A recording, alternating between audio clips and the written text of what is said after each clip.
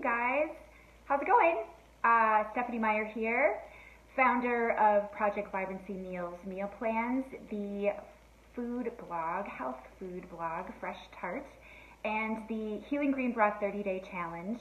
And I'm back. It's not Wednesday. It's Thursday at 12:30, and I am showing up here now, Thursdays at 12:30, and just kind of giving you little raves that are related to food and cooking and some sort of nutrition things, and pointing you toward resources that have really been helpful to me, other bloggers, books, podcasts, all of these things, because I'm a weirdo and I just like to read a lot and listen to podcasts and, bury myself in all of this stuff. And I share a lot of it with family and friends, but I get some great questions on my blog. I get great questions on Instagram, and it's just given me some fun ideas for popping in here and sort of sharing some of this with you guys. So today I wanted to talk about histamine and dry eyes and food sensitivities, because they all three maybe kind of fit together, maybe are affecting you right now. It's sort of spring into summer here in Minnesota. It's beautiful outside. The whole city is in bloom, Minneapolis. I walk twice a day. I just, can't even believe how fragrant and incredible it is outside. And I count myself as very lucky to not have seasonal allergies. Really, I don't have, as you can tell right now, I'm not congested. I don't have sort of those allergy issues. However, I have noticed that in high pollen seasons, spring and fall in Minnesota, however that works for you, I do have other sort of allergy related issues, and I have learned over time that it really is, it's related to histamine, particularly not in the allergic reaction sort of way, but having more histamine in my body, because one, I probably am sort of, reacting a little bit, not as much as some people, to the pollen in the air and other irritants. And then that's just sort of enough to sort of bump things up a little bit. And then at this time of year, I tend to really be drawn, to maybe some higher histamine foods as well. And every time it catches me off guard a little bit, and I, start to feel kind of itchy, my eyes start to feel irritated. It actually makes my heart race. It's kind of a terribly uncomfortable feeling if I eat food that has a lot of histamine in it. So I'm not going to go into an exhaustive list of foods that are high in histamine. There's a lot on the internet. I will put a link below to Chris Kresser's website. His is one of my favorites for, just really well researched, very reasonable type of information, no scaremongering. But some of your other favorite AIP bloggers, Phoenix Helix, the Paleo Mom, Autoimmune Wellness, they are, all great sources of information about histamine and histamine intolerance, and it tends to go hand in hand with, with some of our favorite foods, some of our favorite paleo foods, and autoimmune protocol foods. So the highest histamine foods are kind of what I focus on. I really don't go down the rabbit hole of like this completely histamine-free diet, but I'm being careful right now to back off on the sauerkraut and fermented vegetables, back off on the kombucha. If I have a glass of wine, I'm not having red wine right now. I'm really not even having bubbles right now. I'll just have, some white wine, which is, the lowest. It still has histamine in it, but it's the lowest of the wines. And then, cured meats, I try not to eat a ton of anyway. I really notice in any season that if I hit the charcuterie hard, it really just makes me feel kind of crummy. It makes me feel kind of brain foggy, and so I try to be a little bit careful with that. And super aged cheeses. So I try to stay on the I still do eat some yogurt, just in small amounts. I eat some cheese, but it tends to be a little bit fresher, and those are really the biggest culprits. I tend to go maybe a little overboard on avocados. They're a little bit higher on the list. This is the season for strawberries. They're, up there. And I love spinach, and spinach is up there too. So instead of eating all of those things in the same day, the other big one for me is canned fish. I love tuna. I love smoked oysters. This time of year, I just kind of back off on them. And so the trick is really to just focus on fresher food, maybe backing off on bone broth unless you've made it yourself and you know it didn't cook for 24 hours, because that will kill you if you do those super long cooked bone broths. I like to do it in the Instant Pot, freeze it, boom, and then it's as low histamine as possible. And so anyway, those are just some tips around maybe lowering that histamine load this time of year. And for me, you know, a lot of food sensitivities and histamine shows up in my eyes, which is sort of the other part of what I wanted to mention today, because they all fit together. I started having a lot of problems with my eyes. I have, you know, otherwise healthy eyes. I have really good vision, relatively good vision, you know, I had never really had any issue before.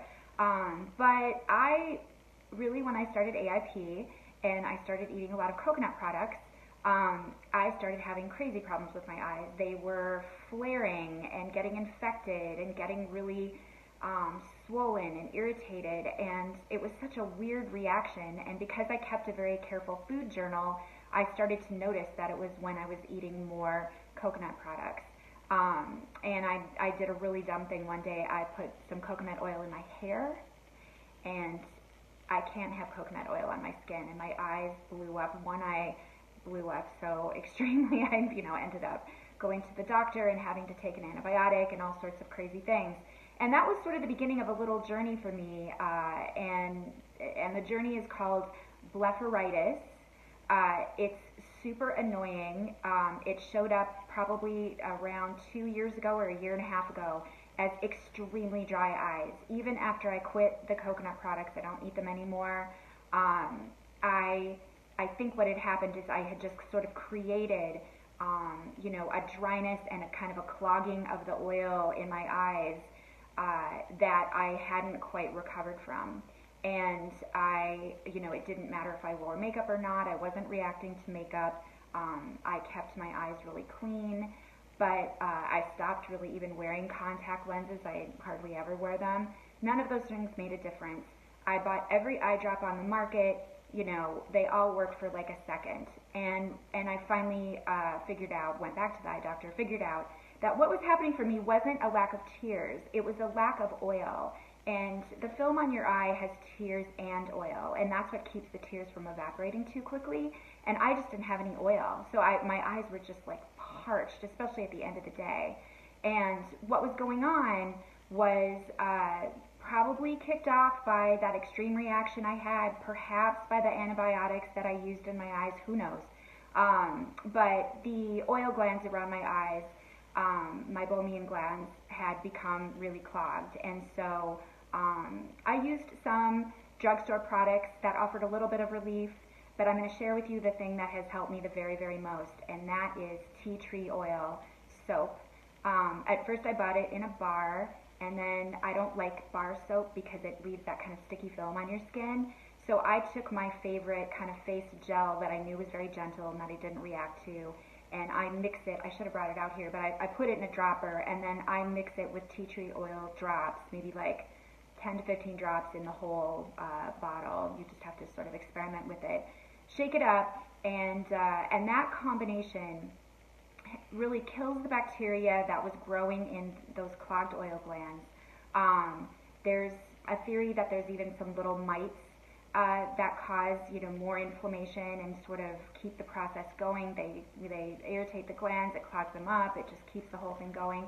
And the tea tree oil eliminates that too better than any of the over-the-counter things that I had tried. And then putting rather hot compresses on my eyes. So I just use a washcloth and hot water, but you can also buy little gel packs that you can heat up in a microwave if you have a microwave. I don't.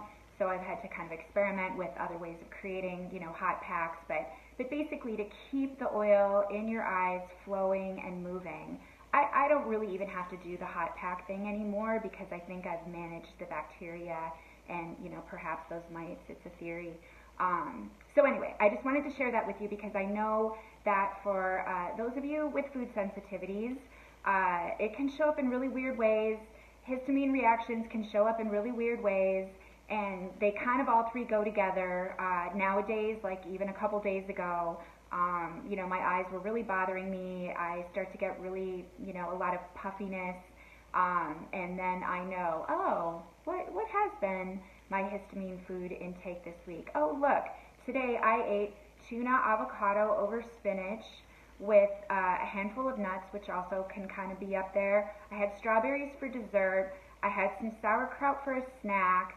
I ate a yogurt dressing, on a salad later in the day. Maybe I shouldn't do that. So, yeah, I'll be focusing more on salads made with romaine, arugula, lettuces.